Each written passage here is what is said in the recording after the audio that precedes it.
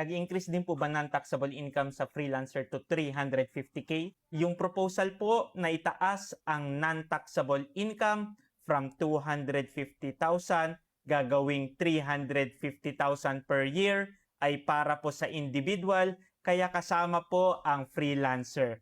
So sa draft po, mag-i-start po yan ng January 1, 2027.